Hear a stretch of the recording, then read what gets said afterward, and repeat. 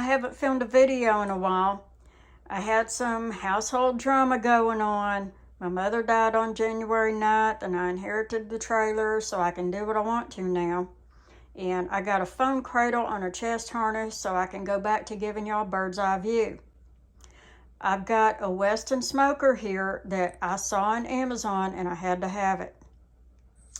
I've watched some YouTube videos of other people's reviews of this thing, and I think I got it figured out. One problem people have with it is the lid not sealing right. Here's the problem.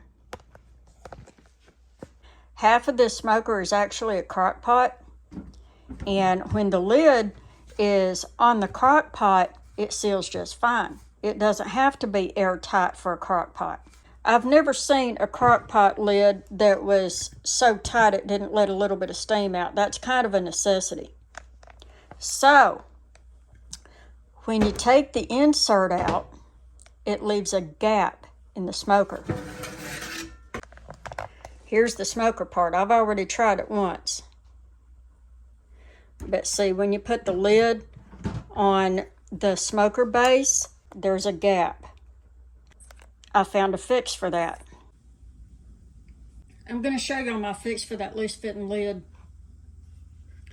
It's got a rubber gasket around the inside of it. And what I'm going to do, I'm going to make a second gasket for this lid. I have some 7/16 inch ID vinyl tubing here, and I'm going to split it down the middle.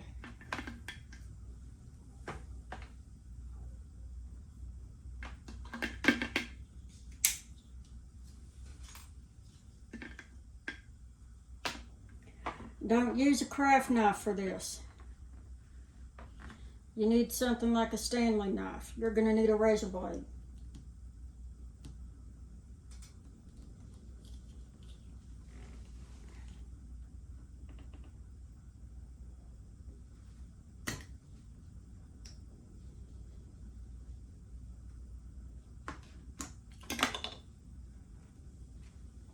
There, see? You want to split it down the middle and open it up like this. Go all the way down the length of it. Now, I bought 2.5 feet, but it's not going to take that much. I wanted to buy a little more than what I needed in case I made a mistake.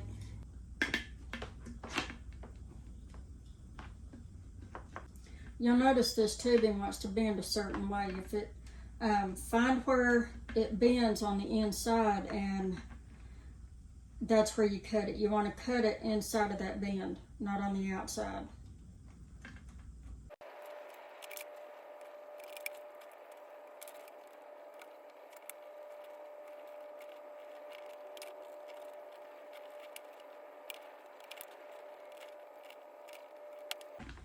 I'm going to open up this tubing and I'm going to slip it around this lid.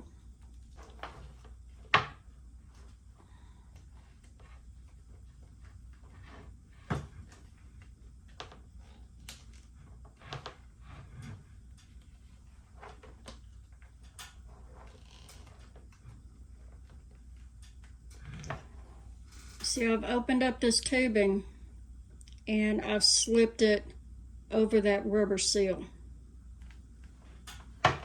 And I'm going to do that all the way around.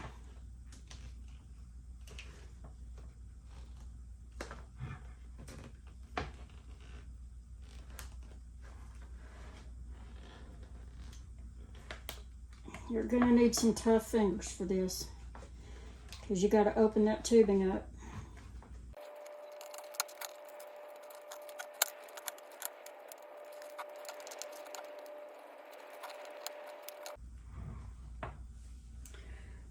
Okay, now that I'm done, I've got this overlap here. I'm going to have to cut that flush.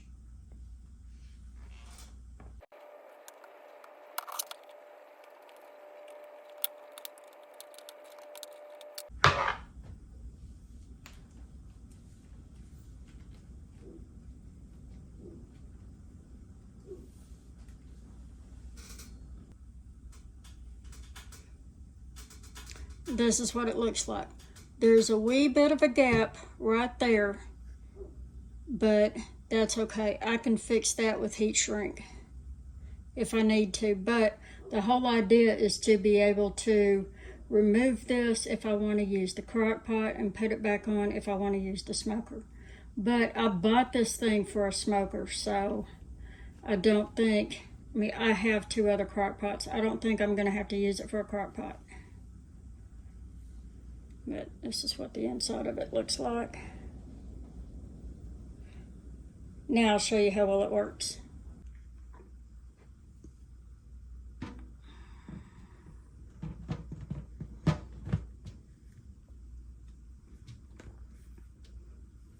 There you go. It's perfect.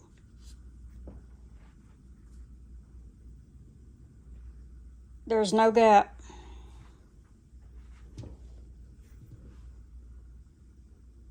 You can see it around the inside of it too.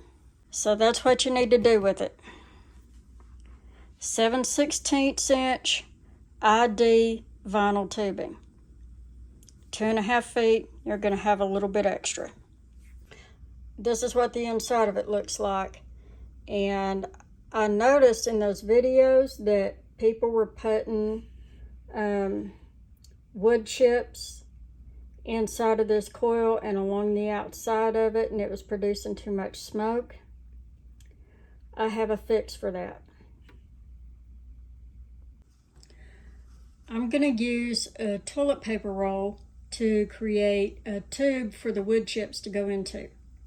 That's going to keep them contained, and it's going to make cleanup a lot easier, because when you lift up the chimney inside of that smoker, the wood chips aren't going to fall out everywhere.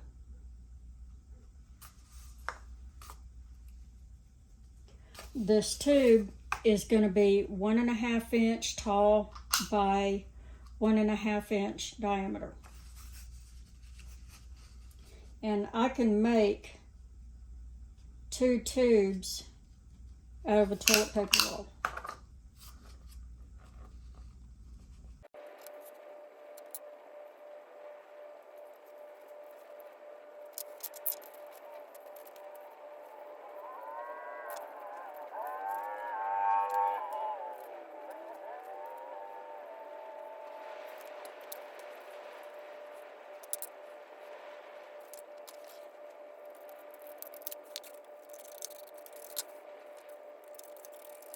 The best way to make sure this paper roll tube is going to fit inside of this coil is to just slip it down inside of it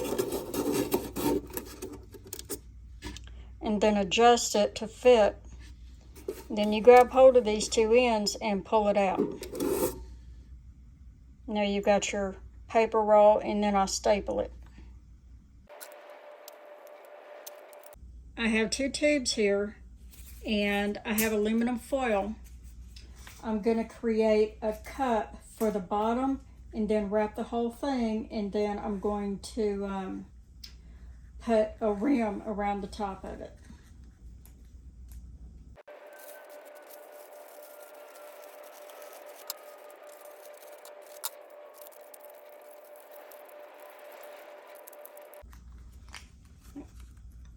There's the bottom.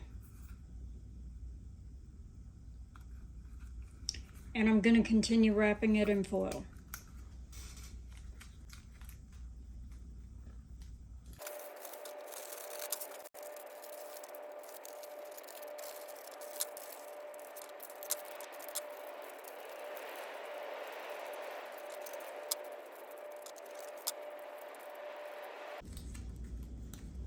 Okay, there's my tube. Completely enclosed on the inside and on the outside. It's got a closed bottom, and this is what my wood chips are going to go inside of. I'll make the other one off camera.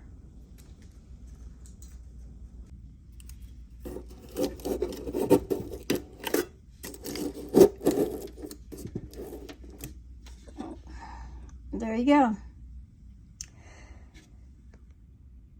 Now, if you make one of these, you'll have a tube for your wood chips to go inside of the coil. and they won't get all over your smoker. I have this tub of Cameron's smoker wood chips here that I found on Amazon. And I think these chips are intended for the little smoker gun because I bought sawdust. I thought that buying the fine wood chips would be better than shavings, but this is okay. Since I have this tube here, I can make it work. This tube is really handy for smoker chips or pellets or sawdust, whichever y'all are using. You don't have to fill it all the way up to the top, but it doesn't really take a whole lot of wood chips for the smoker because the smoke penetration is so good, you don't use as much. Now here's another little adaptation. You fold some aluminum foil up lengthwise, and then you press it together, stuff it inside of this chimney, basically just wrap that aluminum foil around the inside of it, and then open the aluminum foil. And that's going to give you more space for your wood chips or your pellets or whatever. And you'll get more smoke that way, and you won't have a big mess to clean up.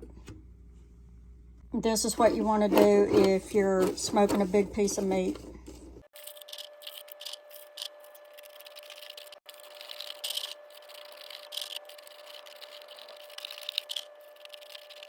Now when I'm done with my wood chips, I clean the chamber out with a damp cloth. And now I'm going to poke some holes into this aluminum foil with a meat probe.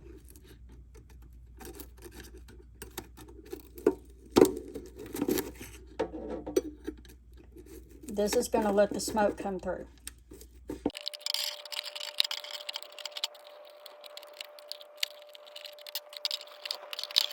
Now the holes from the chimney are poked through the aluminum foil. Now the chimney lid goes on.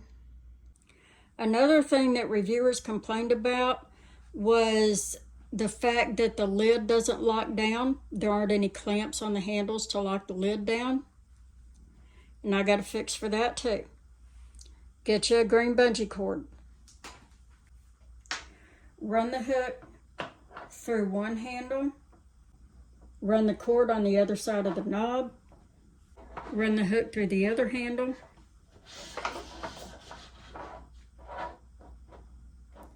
Then come back around.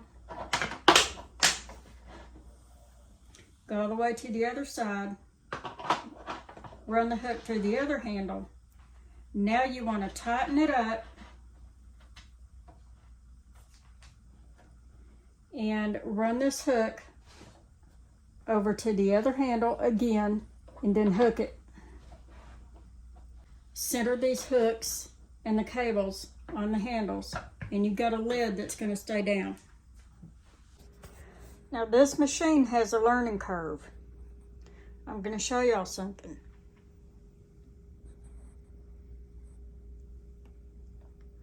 This side is the slow smoker side. This side is the smoker side. See, it's high, low, warm, and then cold, hot combo. That's how it works. Don't be afraid to play with it without there being anything in it. It's okay to run it dry. Program, smoke, cold is blinking, and while the temperature is blinking, you can move it up and down.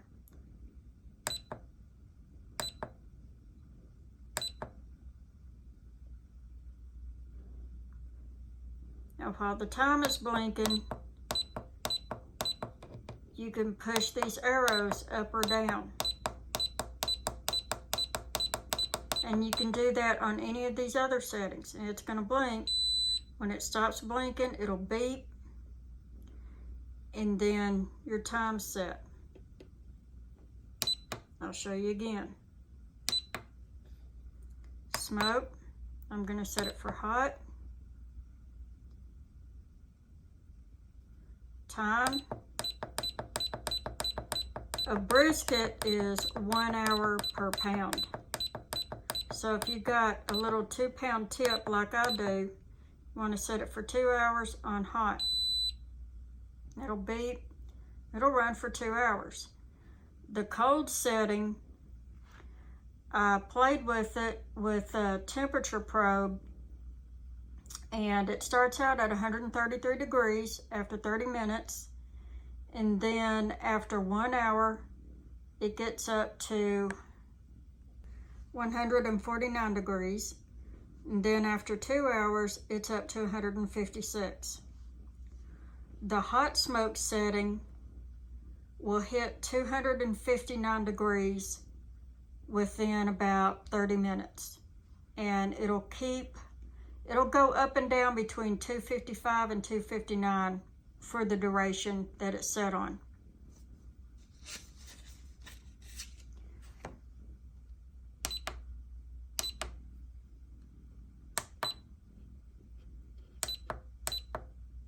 Combo smoke is a little different. So you've got it set for 6 hours, but the first 1/3 of that time is going to be cold smoke. So 2 hours is going to be smoked at about 156 degrees, and the remaining 4 hours is going to be smoked / cooked at 259 degrees.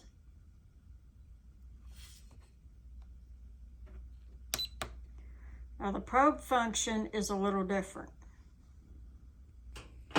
If you want to use the probe, you insert the probe into the side of the unit.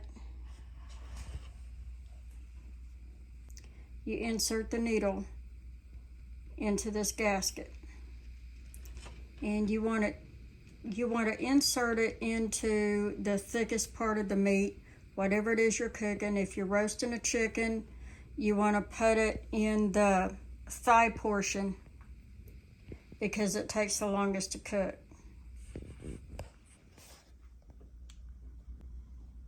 Now you turn it on, and it's automatically going to select probe. Okay, you turn on probe, then you can set the temperature wherever you want it. Fish is normally done at 140, chicken 165, meat 175, and you can go all the way up to 195, but I find 195 to be overcooked. And it will just cook until your meat reaches the temperature that you've set it at. And this is the slow cooker portion. Probe is automatically set. Set it to smoke. Set it to combo. And when the temperature blinks, you can set it to 165 or 175. I wouldn't go over 175 for red meat. And there it's set. It's gonna smoke and cook until it reaches that internal temperature.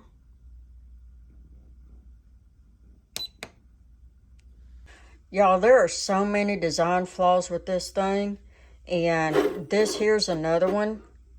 Some people put aluminum foil down in the bottom of this base to catch any drips or condensation or whatever. You don't want any liquid coming up over this lip and getting inside of this cup right here, because you've got this heating element. In the off chance there's any liquid that gets down inside of this connection right here, because this right here isn't welded. This is welded, but this part isn't. So if you get too much liquid down inside of this base and it touches those wires, it could cause a short. there's a better way. The other design flaw is the concentrated heat inside of this unit. You don't want to put any food directly over this chimney. You want to put your food around the outside of it for indirect smoke. The problem with this unit is that the heat and the smoke is so well contained. There really is no such thing as offset smoking. I've figured out a way to deal with the condensation, any moisture dripping to prevent it from getting over that lip, and also to prevent you from smoking over direct heat so you don't overcook your food. I have this aluminum pan here, and I have to modify this so that I can put it on the rack and then put a second rack over the top of it, and it'll sit right. So I've already clipped one corner of it. All you need is kitchen shears. You cut each corner first.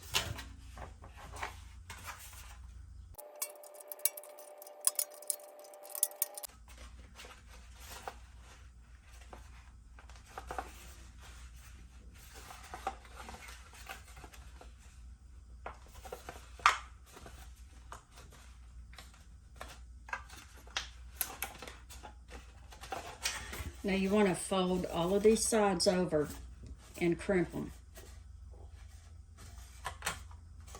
If you get any overlap like this, just cut that off.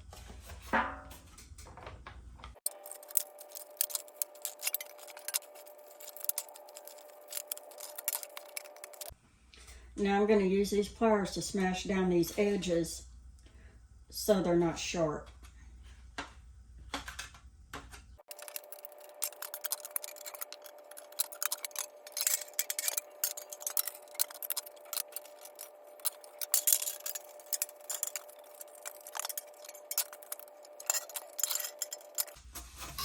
Okay, there's my drip pan. Now I'm going to put this drip pan on this bottom rack and put another rack on top of it. Now you're going to have to wiggle it around a little bit, but it does work.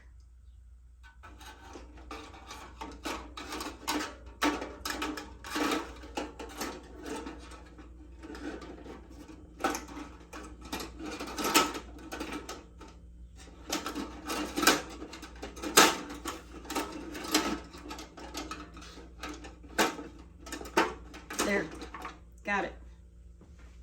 This rack should fit exactly the way it's supposed to. This rack has these legs on it, and that inside curve right there sits on a rack rung below it. And that's how they go together. If you get one of these, you'll figure it out. But this pan needs to be inside of those legs. It has to rest perfectly under the rack. So with this pan in place, it's going to force that smoke to come up around your meat. And it's going to block this direct heat from overcooking your meat. Now you can still overcook it if you cook it for too long or at too high a temperature. Okay, now I want to talk about meat selection. This indoor smoker will smoke everything that you would traditionally smoke in an outdoor smoker, within reason. The smoker will hold 5 pounds of meat, but you're going to have to smoke smaller portions. I suggest, if you want to smoke a brisket, to go ahead and buy these pre-cut, pre-trimmed biscuit pieces from your meat market, or have your butcher cut them up for you.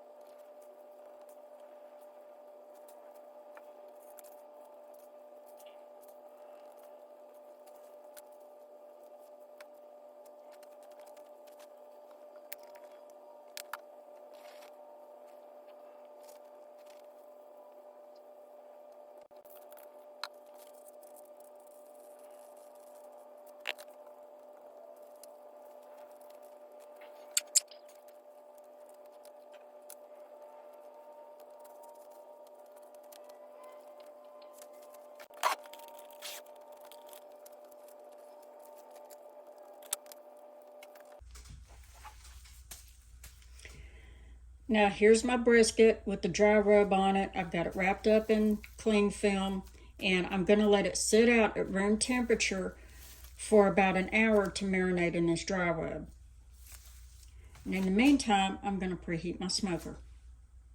Now make sure there's nothing inside of your smoker.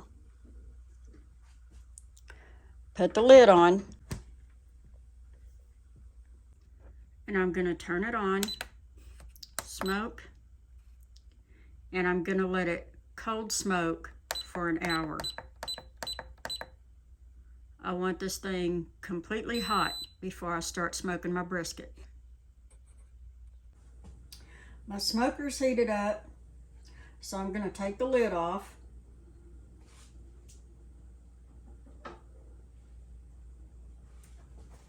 I'm gonna put on one of my welding gloves. And very carefully, I'm gonna put this tube of sawdust down inside of that coil.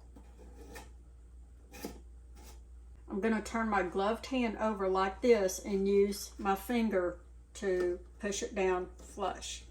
This way, I don't burn my hand. And the chimney's going on.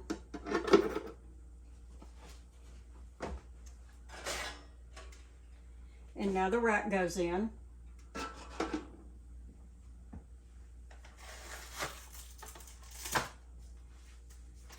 Now I'm gonna unwrap this brisket.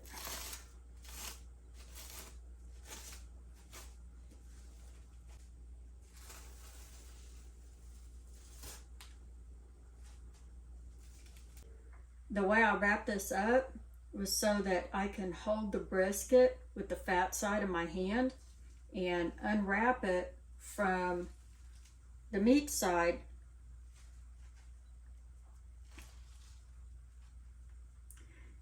And I'm going to continue to hold it by the wrapper and put it down on the rack. And there you go.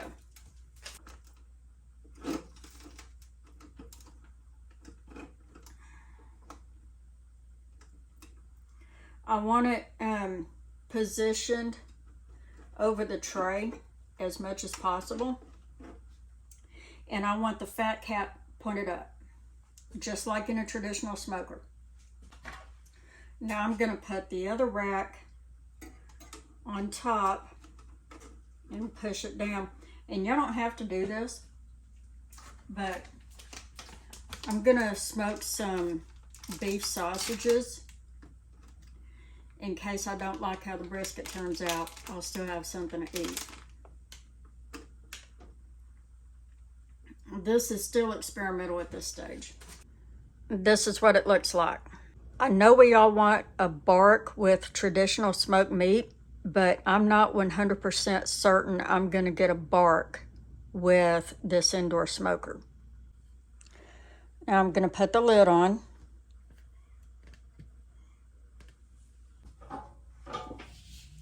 Now I'm going to put the bungee cord on the lid to hold it down.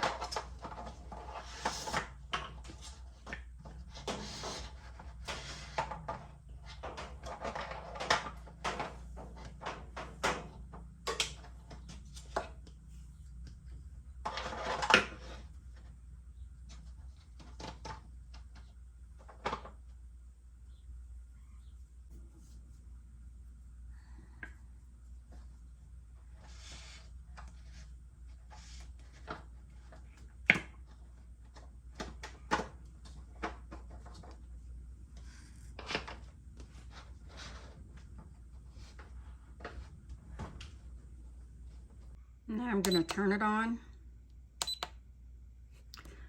I'm going to set it for smoke, combo, and I'm going to leave it for 6 hours. It's going to cold smoke at 159 degrees for 2 hours, and then it's going to hot smoke at 259 for 4 hours. It's at 5:45 right now, and it's already starting to smoke. I'll try and give you a close-up. You see that? That smoke's coming up around that meat. And I'm not getting hardly any smoke seepage at all around this lid.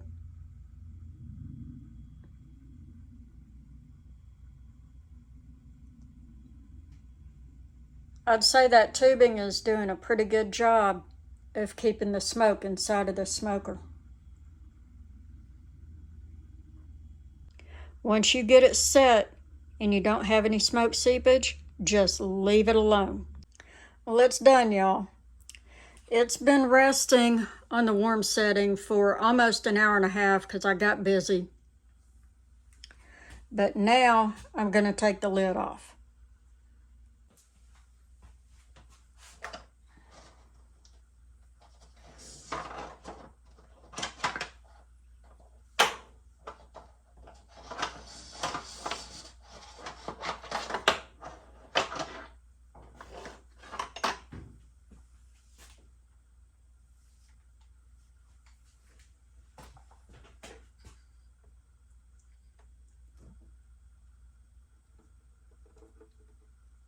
When that vinyl tubing gets hot, it actually does seal. I kind of had to pull it off. It had some suction to it because of the moisture and the smoke and the heat.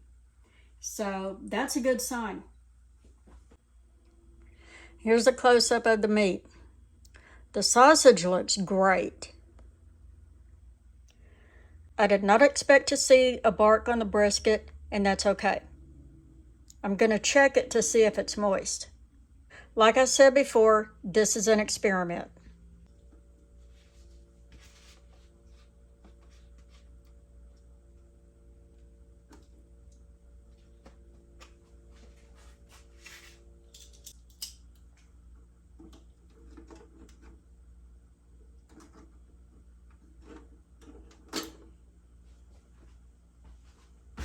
I'm going to take a little bit off the end here and try it.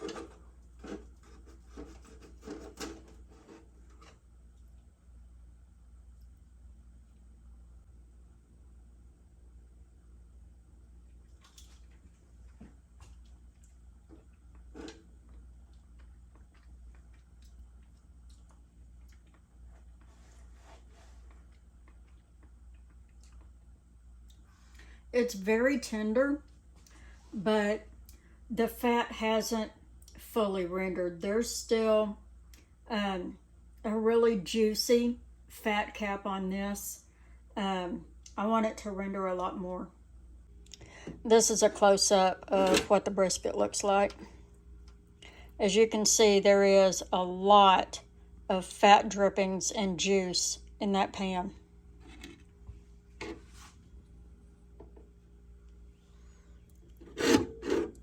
It looks like it's starting to create a bark, so I'm going to go ahead and cook this longer, but I'm going to do it without the smoke. I'm just going to put it on a hot setting.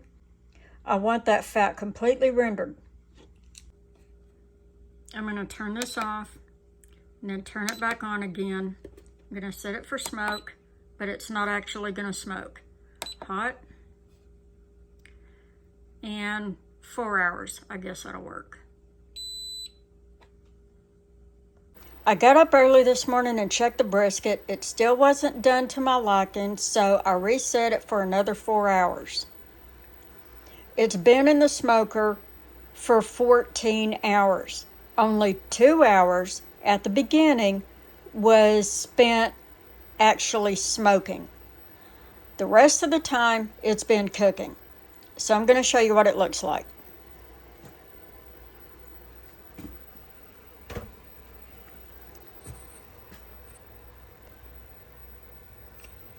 It finally has somewhat of a bark on it. The fat is more rendered. The fat is a little more rendered than it was, but it's still soft.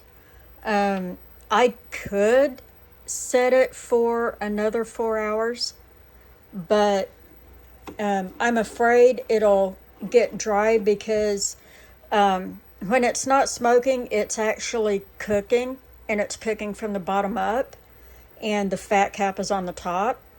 I think I'll call it right now because another 4 hours is going to be 20 hours, and It's a small brisket. Even large briskets don't spend that much time in a traditional smoker.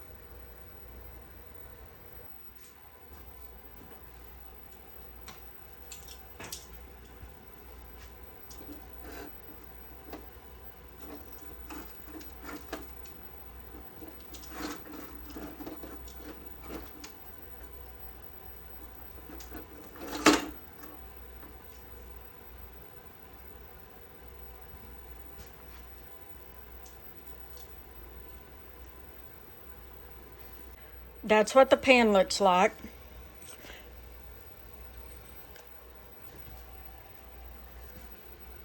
When I checked it this morning, that tray was almost full of juice and fat.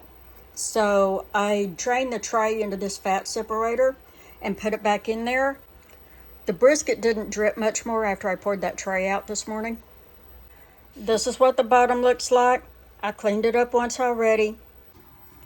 Now I'm going to pull the chimney off. All the wood chips have turned to ash. And I'm going to lift this up. The insert for the chimney came out with it, and I find that really convenient.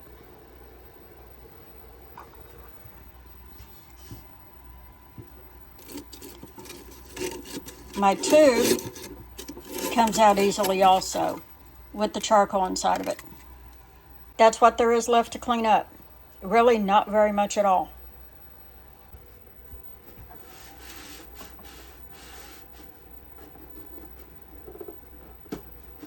I'm trying to let y'all see the cleanup.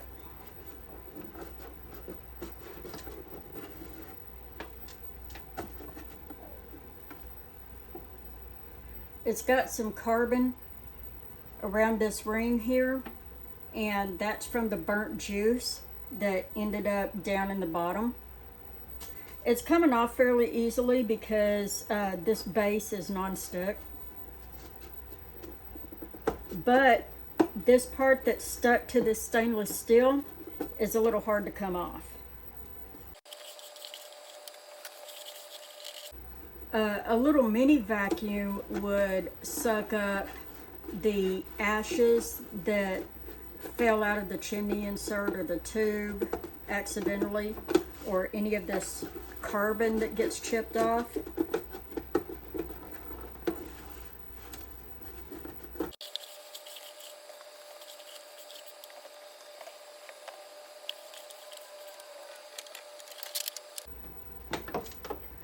All I have to do now is dump out the ash that's inside of that round piece where the coil is.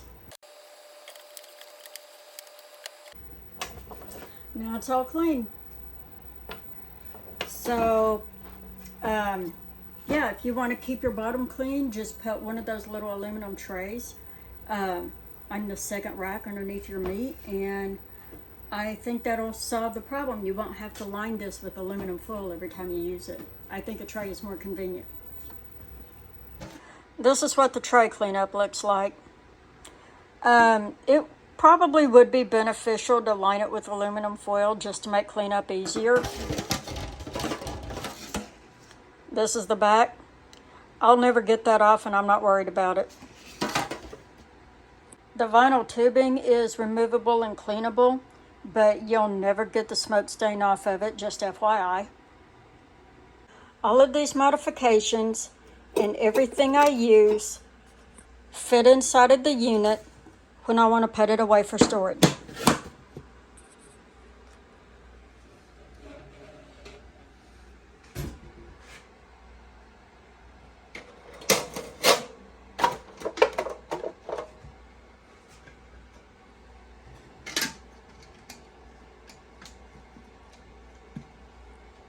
And there you go, the Weston indoor smoker. Now let's take a look at this brisket. It's cooled off so I can touch it with my hands. Again, this is an experiment. Do not expect competition quality, but I'm going to do my best. Okay, the fat is rendered down pretty good. It's still a little soft, but maybe that's okay. There does appear to be a bark This is the underside.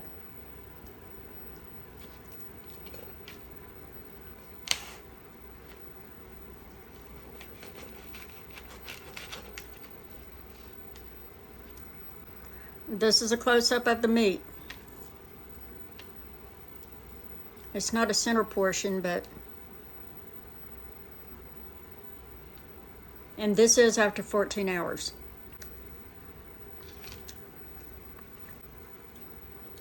I'll cut it down the middle.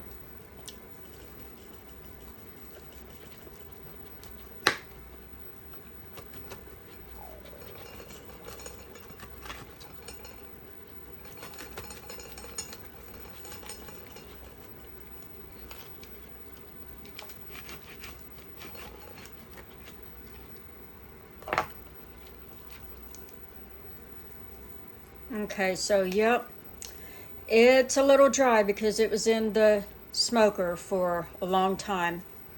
I have some juice, but it's mostly just in the fat because it didn't render down into the meat completely.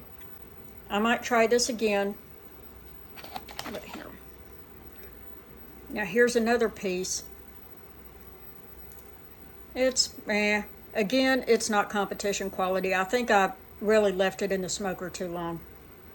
It was on the warm setting for like 6 hours.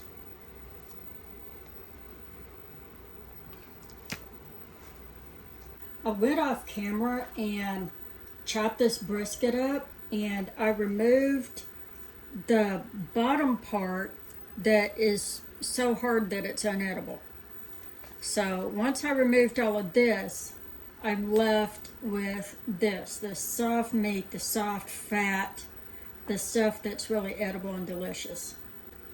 Into this, I'm gonna add the jus, the pan drippings. That's the dark black stuff that looks like molasses. That's the juice. The stuff on the top is the fat. I love this fat separator. If you don't have one, get one. This juice is really rich.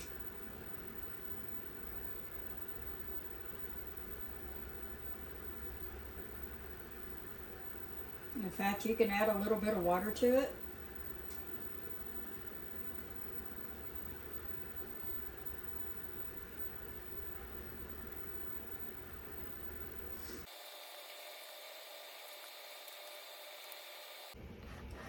Well, here's my chopped brisket, y'all. And you know it's good when it creates its own sauce that looks like molasses.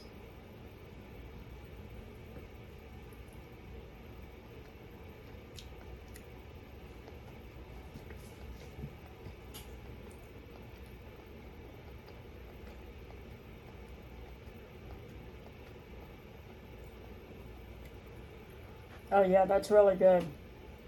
It's salty. It's a little on the salty side, like soy sauce. It even looks like soy sauce, but it's thick.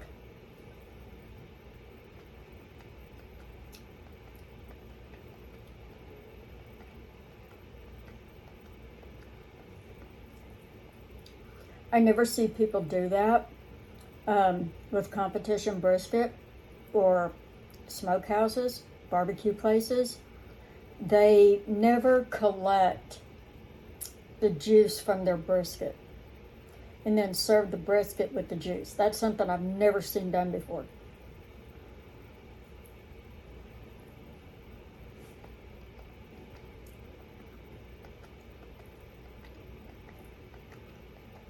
You don't need barbecue sauce.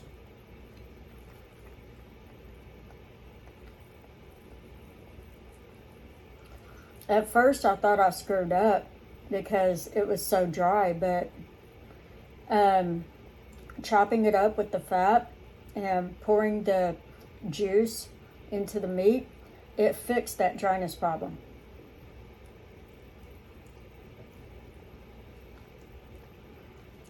I mean, this is good enough for a sandwich.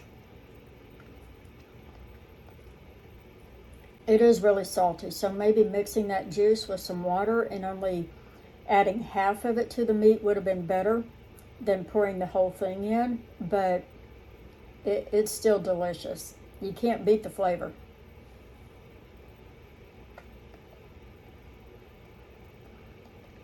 It looks like pulled pork.